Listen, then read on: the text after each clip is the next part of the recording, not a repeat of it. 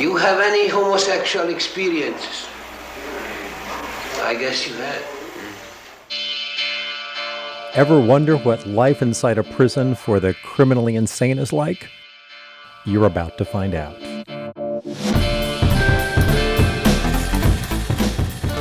In this episode of The Drunk Projectionist, we spend a whole bunch of time with Frederick Wiseman, the director of Titicut Follies. As a law professor in the 1960s, Wiseman took classes on tours of the state prison for the criminally insane in Bridgewater, Massachusetts. When he quit teaching to pursue filmmaking, Wiseman secured permission to take a camera inside Bridgewater. He spent weeks there documenting the lives of prisoners, guards, and psychiatrists. He also filmed a prison variety show called Titicut Follies. In the variety show, inmates and prison staff sing and dance for an invited audience. After its release, the state of Massachusetts sued Wiseman to prevent the film's distribution. Eventually, Wiseman won. Now, 50 years later, Titicut Follies is widely considered essential viewing. It's unflinching, and it launched the Wiseman style of filmmaking. His documentaries, he's made more than 35 films in 50 years, differ from his peers. Wiseman never interviews anyone. He doesn't add music. He doesn't restage events. He doesn't even identify people or places shown on the screen. Nope.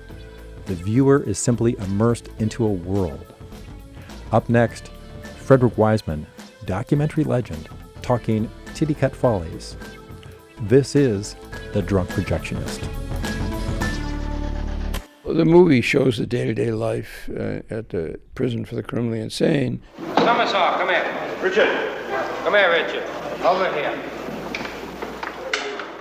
Many of the people there had committed the most horrible crimes imaginable. Some had committed no crimes and were simply transferred there from state mental hospitals because they were thought to be behavior problems. They were essentially, the inmates were essentially, they just lived there and they had nothing to do. And they had their meals and there weren't no activities. They passed their time watching television, exercising in the yard. Many of them were very heavily sedated with Thorazine, which was the drug of choice at the time. And the building that they were housed in had been built as a hospital during the American Civil War, so it was 100 years old, and a lot of the facilities hadn't changed since it was originally constructed. So the movie starts with the Follies.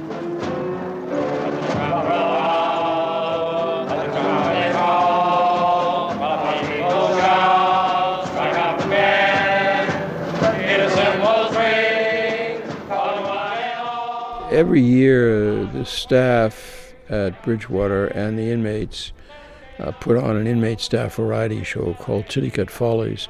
The name Titicut is an old Indian name for the street where the prison was located.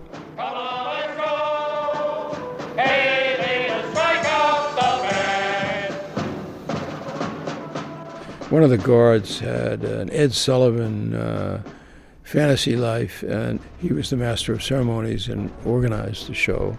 And the inmates put on various skits. And the movie is organized around the show, but instead of the skits the inmates put on, you see scenes from the daily life of the inmates. So the viewer sees the follies, and then the viewer sees the reality of what's happening. Exactly.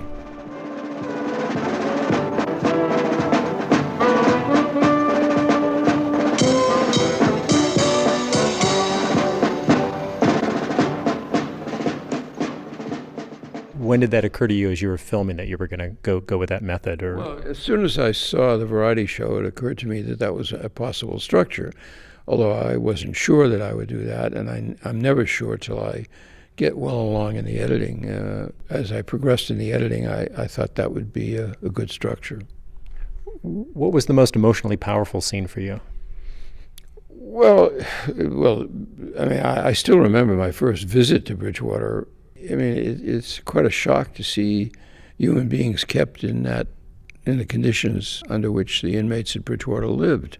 Even recognizing that many of them had committed outrageous crimes and that some of them had committed no crimes at all, I couldn't get over that we as citizens of Massachusetts or citizens anywhere could allow others to be kept in under those circumstances, because I mean the people were completely dehumanized. People were also dehumanized in what would seem to be small ways. And as I watched the movie, I thought about Jim, and when they were shaving him and they just started hassling him about him cleaning his cell. Jim was a man who was kept naked in his cell for 17 years. The only reason he was kept naked, I mean, the announced reason was that he was suicidal.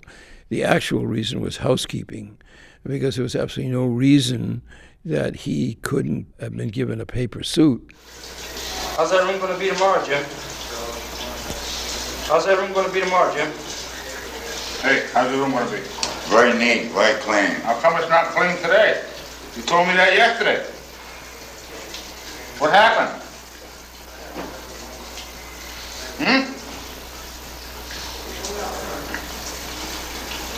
How come you rip all your clothes up? The guards were bored out of their minds.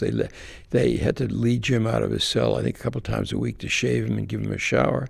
And they had this little game with him where they knew if they said to him a few times, "You're going to keep your cell clean, Jim," that he would burst into a rage. What'd you say, Jim? How's that room going to be tomorrow? Very, Huh? spick and span, very clean. What? Real clean, Jim? Yes, sir! Huh? What are you doing, Jim? Good morning, Jim. Morning. How's that room going to be tomorrow? Very best of mornings. Huh? What? What'd you say? I said very clean! Louder, Jim. Tonight! What? Tonight! What'd you say? Can't hear you, Jim. What are you hiding, Jim? And so they did that to amuse themselves. They said, "You're going to keep your cell clean, Jim," and he had a tortured expression on his face and responded, "I'm going to keep my cell clean, God damn it." You know, and they were just amused by seeing this naked man furious and because of his circumstances not being able to do anything about his condition. I mean, I thought actually the guards at Bridgewater are more tuned in to the needs of the inmates than the so-called middle-class helping professionals, because the guards, in their own rough and ready way, had to deal with the inmates on a daily basis. The guards were poorly paid, poorly educated. Many of them had taken jobs at Bridgewater as a consequence of the recession of 1948. By taking a job at Bridgewater, they were, in a sense, voluntarily committing themselves to be at Bridgewater 8 hours a day or 40 hours a week, and it's not an easy job. What about the middle-class professionals? Why do you damn them more? Well, the middle-class professionals use psychiatric and social work language in a very cruel fashion. They seem to feel that they were saying something significant when they picked up the microphone after a case conference to dictate their notes and say paranoid schizophrenic and up the dose of antidepressants. The treatment they offered was ineffective. As far as I could see, recommended no group activities. They didn't take part in any protests. It was a job that they performed mechanically, dully, and routinely. I guess I expected at least that because of their medical training, or so-called medical training, they would be a bit more sensitive. There was less excuse for them to act verbally cruelly than the guards. One of the scenes I really liked in the movie was Vladmir and his case review. Vladmir, the sequences with Vladmir, particularly the case conference with Vladmir, is in my point of view, the key sequence in the movie. Just a bit of background on Vladmir. He was born in Poland. He was in an American DP camp in Germany for a couple of years when he was very young. Immediately after the war, he came to America when he was 16. Obviously didn't speak English in the beginning. His sister, who was older, had a boyfriend. The boyfriend asked Vladimir to drive a car, and the boyfriend held up a variety store and killed the owner. And under the Massachusetts felony murder rule, Vladimir was as guilty as the man who killed the store owner, and he was sentenced, I've forgotten, 15 or 20 years at Walpole, which was the maximum security prison in Massachusetts. And after he'd been there about 10 years, he began having dreams that his coffee was poisoned and there were German soldiers buried around Walpole. He was transferred to Bridgewater, and he'd been at Bridgewater a year and a half when I came across him for the movie. In the scene, the critical scene in the movie, he's appearing before a panel of psychiatrists, and he says to the psychiatrist, And what sort of treatment do I get down there? There are 100 patients who are walking back and forth who are obviously doing me harm. Are you working here, Vladimir? No, there was no suitable work for me here. All I've got is the kitchen, and all I do is throw cups on. In fact, it's noisy. They got 2 television sets which are blaring, machines which are going. Everything which is against the mind. There was one thing that a patient does need, and this is what I do know absolutely, is quiet. If I have a mental problem or even an emotional problem. Yet I'm thrown in with over 100 of them. All I do is yell, walk around, televisions are blaring. So that's doing my mind harm. Are you involved in any sports here? There are no sports here. All I've got is a baseball and a glove, and that's it. There was nothing else. Back at the other place, I have all the facilities to improve myself. I have the gym, I have the school, I have all kinds of anything I want. He's basically asking to be transferred from Bridgewater back to the maximum security prison. And first a social worker says, oh, he argues in a perfect paranoid pattern. If you accept his basic premise, the rest follows. But without any recognition that his basic premise, which is his critique of Bridgewater, is accurate. I am getting harmed. I say I'm getting harmed. You tell me that until I show some improvement. Yet each time you said until I show some improvement, I have been getting worse. Medication has harmed me. Thank you, Vladimir. No, I'm... Just like this.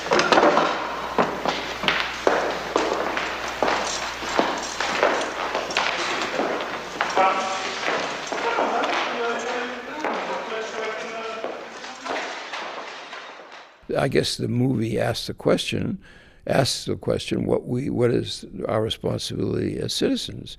Vladimir was in that situation because he was poor. He didn't have access to the kind of medical or legal services a middle-class person or upper-class person might have had. And I compare it to, there was a case of a young woman who a few years later murdered her boyfriend and cut his penis off and sent it by FedEx to his mother in Rio. But she had, and obviously the boyfriend died, but she had one of the best criminal defense lawyers in Boston. She had access to really good psychiatrists. She was sentenced to be an inpatient at a Harvard psychiatric facility. She spent a number of years there as an inpatient. Then she was allowed to be an outpatient, and took a job. And after she'd been there for a period of time, I've forgotten, 7 or 8 years maybe, she was released. It didn't do much good for the family of the boy who'd been murdered, but the successful effort made to rehabilitate her. And Vladimir, I'm assuming, if he'd had access to similar kind of services, might have also been rehabilitated. But in the movie, you don't give us any of Vladimir's backstory, because that's one of the limitations of a documentary movie, because I can only get a backstory if somebody says it. I never ask. I don't do any interviews.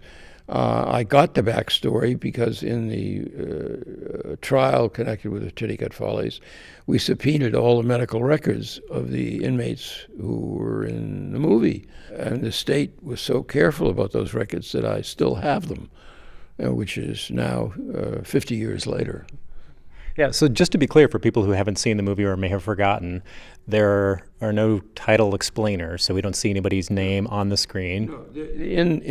No, the technique I used in that movie, which was my first documentary, and I've subsequently used in the movies that I've made, is that there's no narration, no added music, nothing is staged, and I don't really start the movie. I have no idea what the structure or the point of view of the movie is going to be in advance. I figure it out in the editing. So the movie is created in this extent. It's in the editing. It's the reverse of a fiction movie. In a fiction movie, you write the script and shoot the movie, although you may make some changes during the shooting. But in the kind of movies I make, I just accumulate a lot of material and figure it out in the editing. Right. But lots of documentaries today that I don't like, I feel like the makers hit me over the head with the message. And I did not feel that with Titicut Follies because I felt like I was there in the hospital with the men. The idea of this technique, when it works, is to eliminate the barrier between the viewer and the event. So it's my job as the editor of the film to provide the viewer with enough information so they can understand what's going on. But when it works, you feel like you're physically present. And if it works, you feel like you understand what's happening. And it's the effort is not to be condescending toward the audience by telling them what to think or how they should think, but rather providing enough information so they can make up their own minds what's going on. I made a movie about a high school after Titicut Follies because I thought high school was a good sequel to A Prison for the Criminally Insane. And it was actually called High School. It was called High School. It was about a high school in Philadelphia, but it was shown in Boston.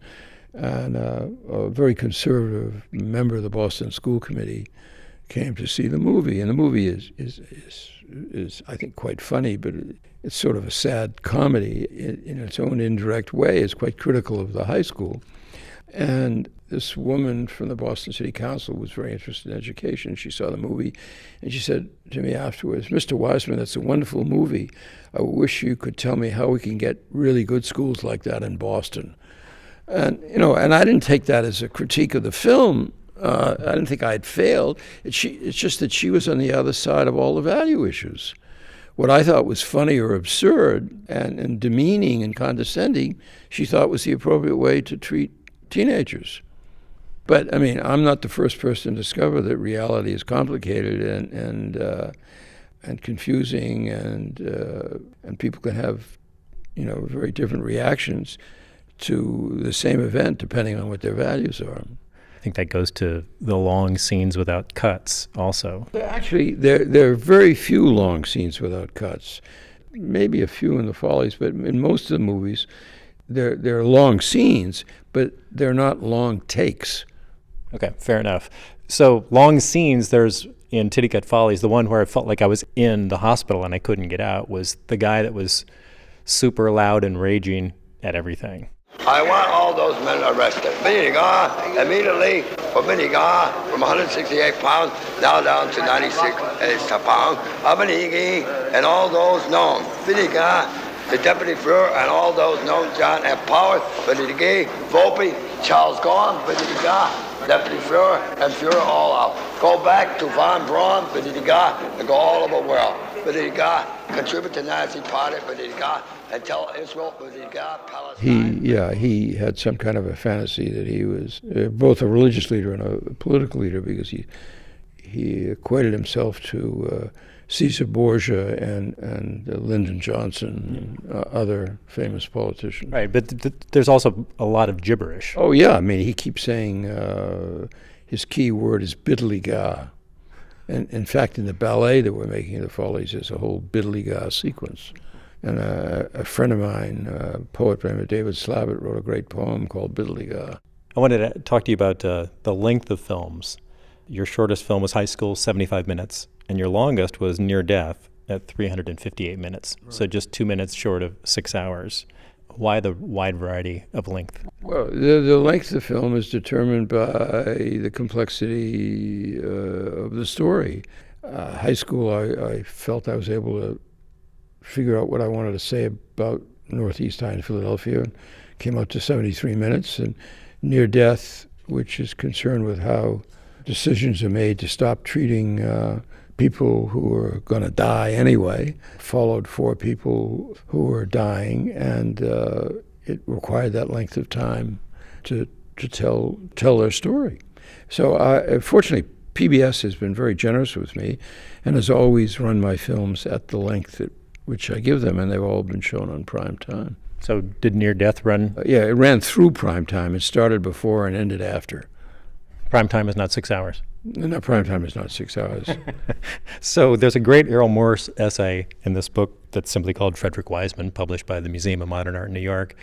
And Morris says, he's talking about the length of your films. And he says, I, however, told Fred that it should have been longer. And he's talking about Near Death. I was serious.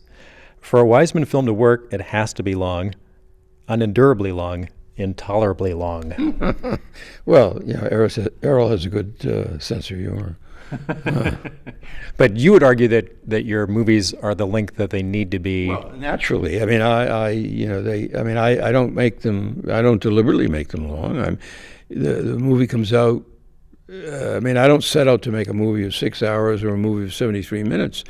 I set out to make the best movie I can with the material I have, and it comes out at whatever length it comes out. Are there terrific theater? I know you're a big theater fan based on what Errol Morris says in the same essay. Well, I do. I don't have so much time anymore, but I always, I've always, all my life, my parents introduced me to the theater when I was very young, and I've always gone to the theater a lot. And I've also directed some plays. Okay, well, let me just share with folks what Errol Morris also said about you attending the London Film Festival in 1978. He wrote, Fred had little interest in watching other movies at the festival. He was interested in London theater and excited about the prospect of going to a play. I still believe, over 30 years later, that his movies come from the theater. Is this true?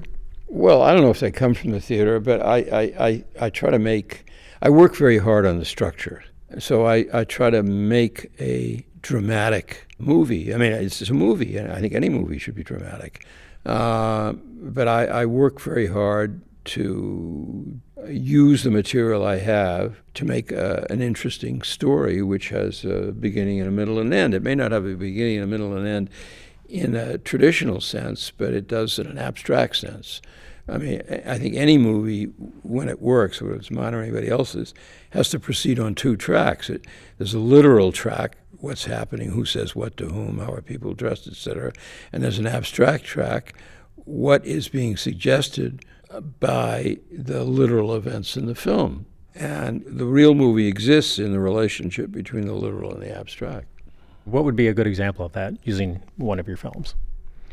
The beginning of Welfare, for example, there's some shots of people being photographed. Okay, so the literal aspect of it is that you see that the welfare center requires people to be photographed for ID cards. Okay, but when you're seeing the people being photographed, you're seeing people of different races, different ethnicities, and that in turn plays against the cliche. I mean, I made that movie, I think, in 1973. 1973, the cliche about welfare recipients is they were all black or Hispanic, when in fact the majority of welfare recipients were white. So in showing the faces, nominally as part of a routine requirement for ID photos, I immediately made the point that you see people of all different ethnicities and races requesting welfare. And not all of your movies focus on social matter, or some of it focuses on artistic matter, all of life. Yeah, well, I'm trying to do as many different subjects as possible, and so I made a movie about the Comédie Française, which is a theater company which existed for over 300 years. I made 3 dance movies: the American Ballet Theater, the Paris Opera Ballet, and the Crazy Horse, which is a nightclub in Paris. And I think Boxing Gym, which is a movie about a boxing gym in Austin, Texas, is in a sense a dance movie because it's all about movement.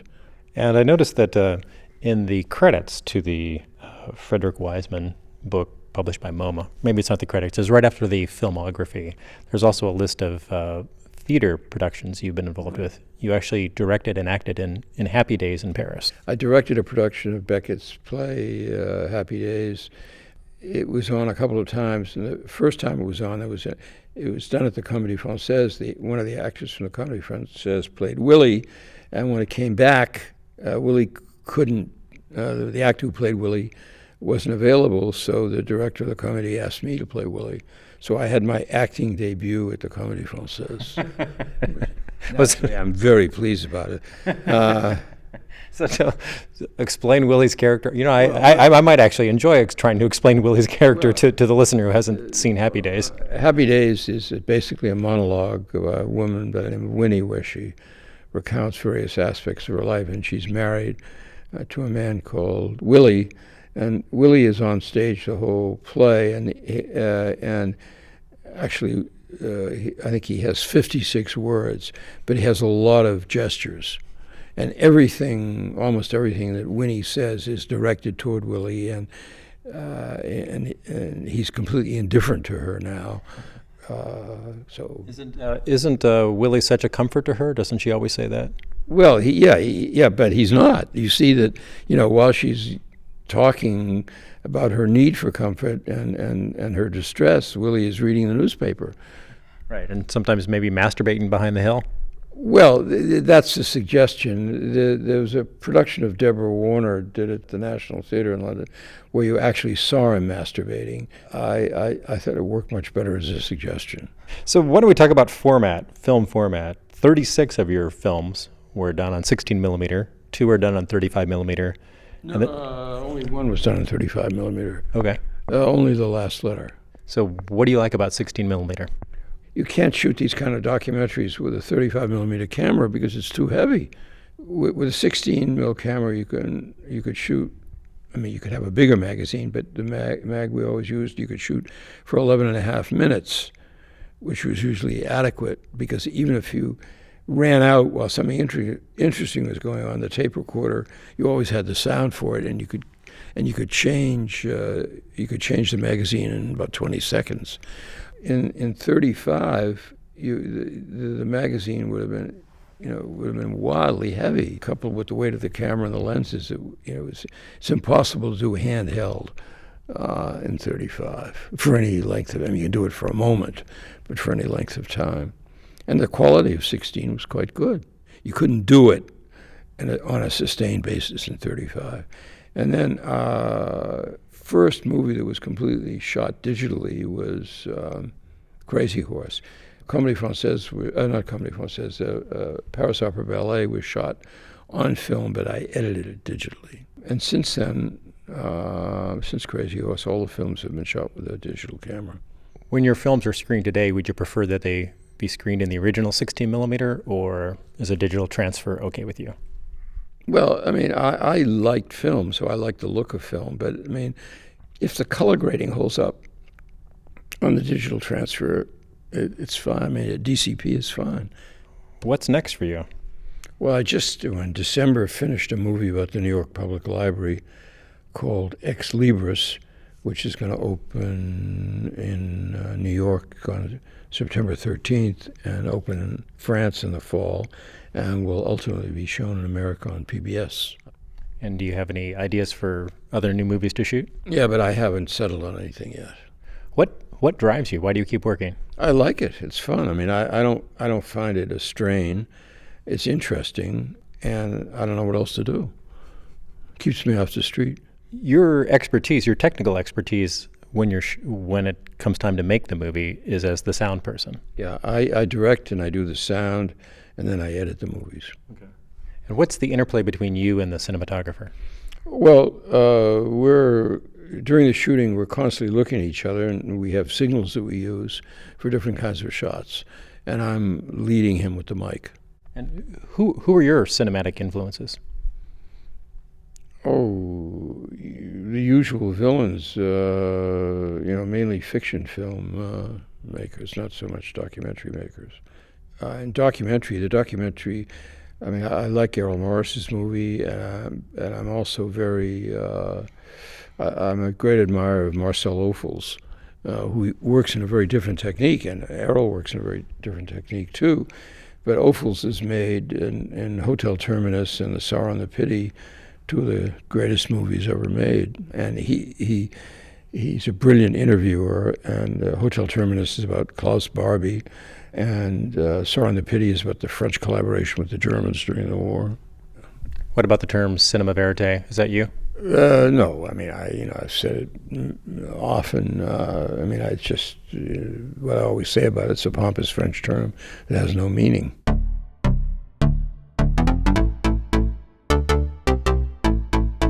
Anybody that claims that their movies are the truth, you better run fast away from them.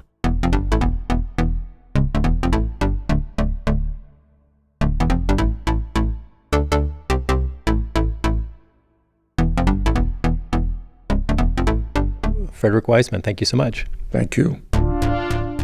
Wow, that was a pleasure. Frederick Wiseman on the podcast. Woo, I feel important now. I'm Todd Melby, and this is The Drunk Projectionist. We've got more about Wiseman on the website, and of course, more about Kelly Reichert, Barbara Koppel, and other people that we've interviewed. So check us out at thedrunkprojectionist.com. And also, if you're on social, and I'm sure you are, tell your friends about us on Facebook, Twitter, Instagram, whatever your thing is. That would be fantastic. And in the meantime, keep us in your podcast mix. This is The Drunk Projectionist.